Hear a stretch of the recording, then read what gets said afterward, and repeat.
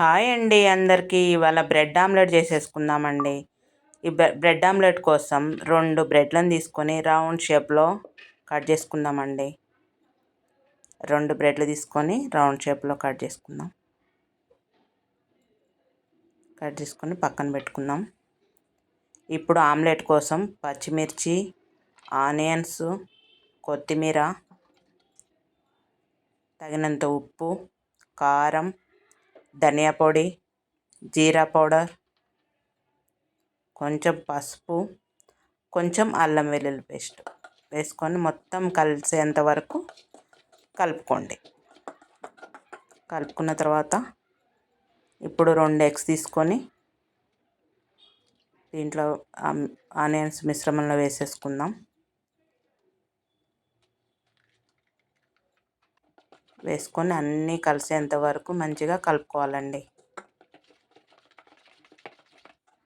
బాగా స్ప్రెడ్ చేసుకోవాలి మంచిగా.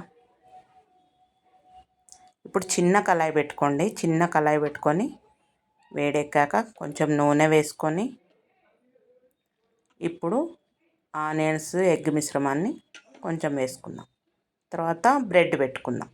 రౌండ్గా కట్ చేసుకున్న బ్రెడ్ పెట్టుకొని మళ్ళీ ఎగ్ మిశ్రమాన్ని వేసుకొని మళ్ళీ ఇప్పుడు మిగిలిన బ్రెడ్ కూడా పెట్టుకుందాం.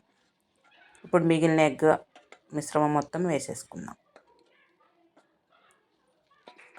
ఇదంతా సిమ్లో పెట్టుకొని చేసుకోవాలండి. కొంచెం నూనె వేసుకుందాం. ఇప్పుడు సిమ్లో పెట్టుకొని మంచి కాలనివ్వండి. ఇప్పుడు టర్న్ చేసుకుందాం.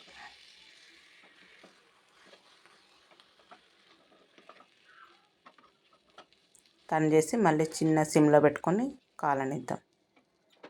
ఇంకేంటండి, రెడీ అయిపోయిందండి. సర్వ్ చేసేసుకోవడమే. ఇంకేంటి, తినడమే ఆలస్యం.